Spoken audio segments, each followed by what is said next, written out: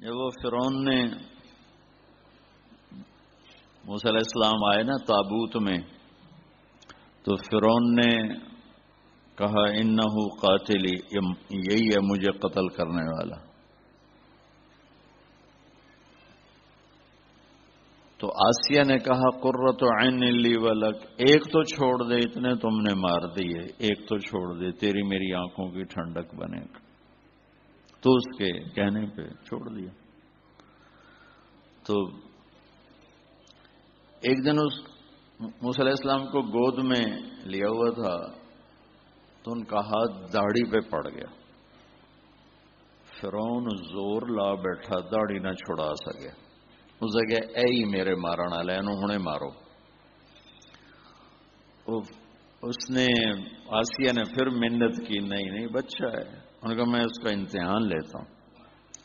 تو ان کے سامنے سرخ یاقوت رکھا اور سرخ انگارے رکھے کہ اگر تو اس نے یاقوت پہ ہاتھ ڈالا تو یہ وہی ہے جو مجھے مارے گا، انگاروں پہ ہاتھ ڈالا تو چلو پھر بچہ ہی ہے۔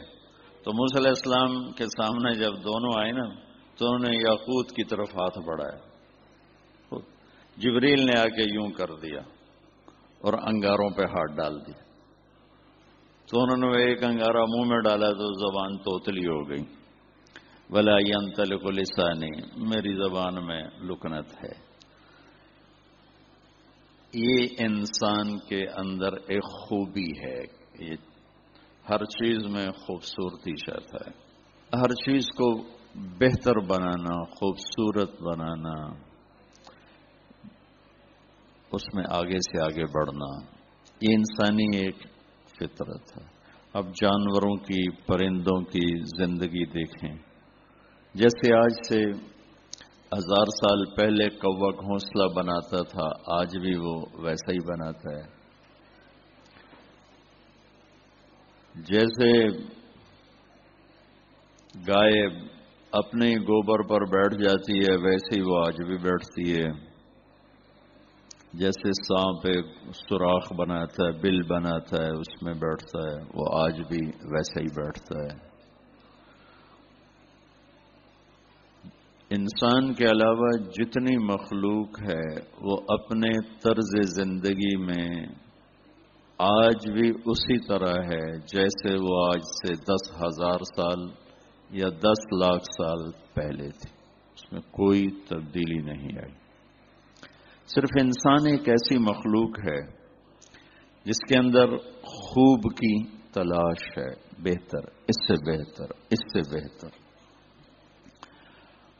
اور ہر چیز کو خوبصورت بناتا ہے، اور خوبصورتی اس کی کمزوری ہے۔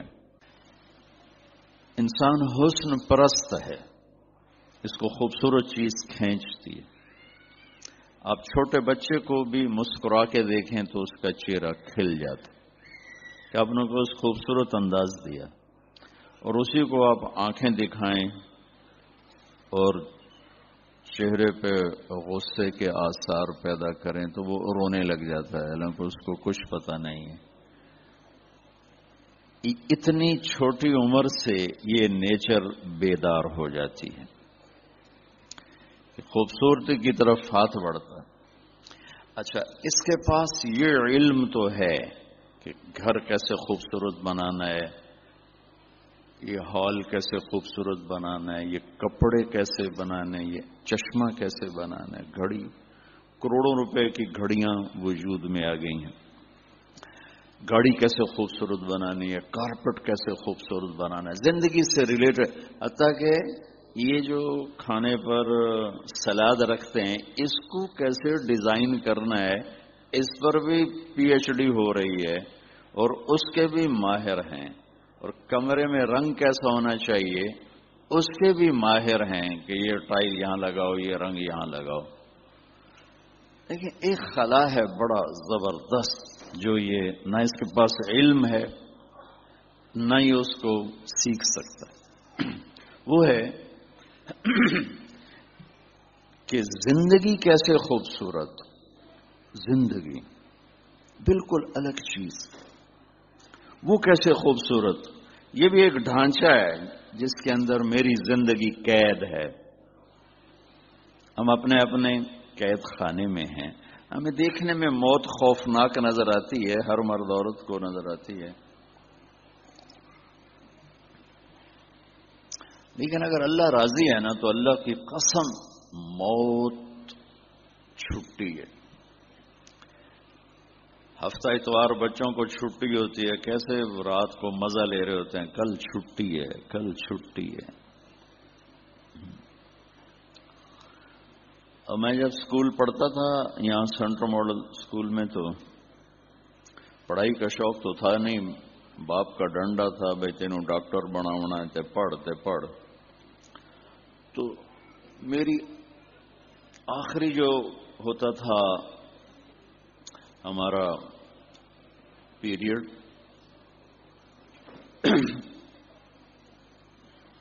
وہ بریک کے بعد 2 ہوتے تھے. بریک میں ہم ہاسٹل والے لڑکے کھانا کھاتے تھے، کھانا کھا کے آتے، پہلی شوق ہو نہیں، روٹی کھا کے اور بوری بن گئے تو پہ اونگ دے. تو میرے کان لگے ہوتے تھے کہ وہ آخری بیل کب بجے گی. اور ہمارا وہ تھا اس وقت پی این منشی خان، اس کا نام تھا منشی خان، لمبا قد پٹھان تھا. تو ٹیچر کیا کہہ رہا ہے میں نے کچھ پتا نہیں، کیا وہ سمجھا رہا ہے، کیا وہ بتا رہا ہے. میرے کان ادھر لگے ہوتے تھے کہ وہ ٹن کیس لے ہونی. جو ہی وہ ٹن کی آواز آتی تو میں سب سے پیچھے بیٹھتا تھا تاکہ استاد کی نظروں میں نہ رہوں. تو میں وہاں سے نعرہ لگاتا چھٹی، اور ایک جمپ لگاتا تھا. چھٹی کا تصور کتنا اچھا ہے. میرے رب کی قسم، اگر اللہ راضی ہے ہم سے، جاتے ہوئے اگر ہم سے اللہ راضی ہے تو موت سے خوبصورت پیغام کوئی نہیں. اور موت چھٹی ہے، ہمیشہ کے دکھوں سے انسان نجات پا جاتا. لیکن چونکہ اس کا منظر خوفناک ہے، بولتا مرد یا عورت وہ طارق جمیل کی بجائے میت کہلانے لگتا ہے، ڈیڈ باڈی کہلانے لگتا ہے. کوئی بھی نہیں کہتا مولانا طارق جمیل دی منجی چاہو، کہتے ڈیڈ باڈی اٹھاؤ، میت اٹھاؤ. وہ نام ہی تبدیل ہو جاتا. پھر ہم جا کے آپ مستورات تو جاتے نہیں، ہم ان کو منو مٹی کے نیچے دبا دیتے، اوپر سلیں رکھتے ہیں، اوپر مٹی ڈالتے ہیں. تو ظاہر بڑا خوفناک ہے، اس لیے وہ موت کی بات بھی خوفناک نظر آتی. عید کا موقع تھا اور میں اپنے گاؤں میں عید پڑھا رہا تھا. تو ایسے کوئی موت کا تذکرہ شروع ہو گیا،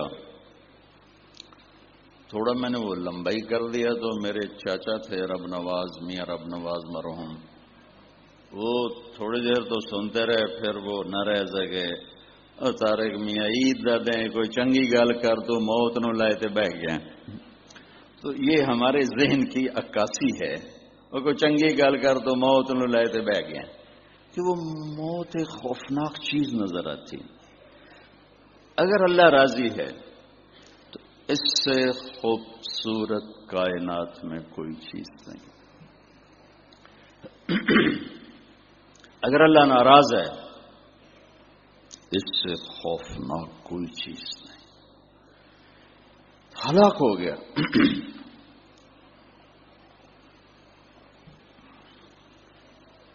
ہم اپنے پنجرے میں بند ہیں.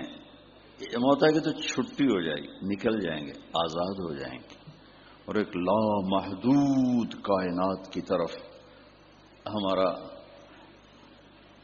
انتقال ہوتا ہے نا، ایک چیز کا ایک جگہ سے اٹھ کر دوسری طرف چلے جانا. انتقال فرما گئے، انتقال فرما گئیں، یہاں سے وہاں چلی گئیں.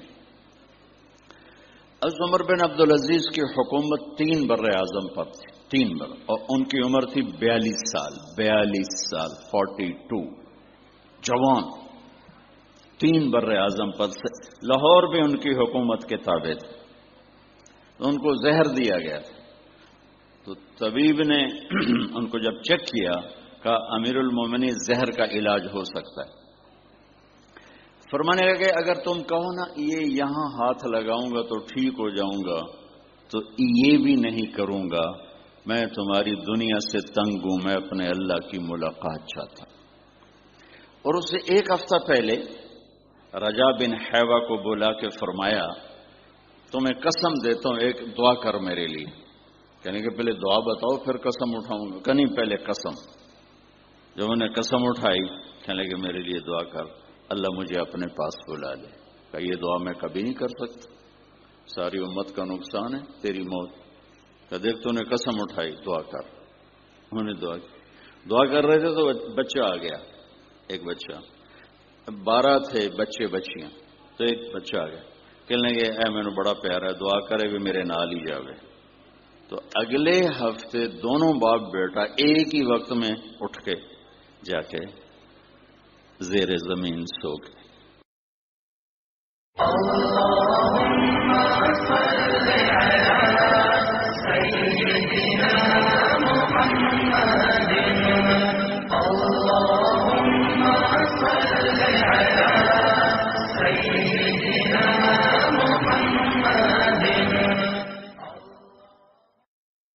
جب وہ فرعون نے موسیٰ علیہ السلام آئے نا تابوت میں، تو فرعون نے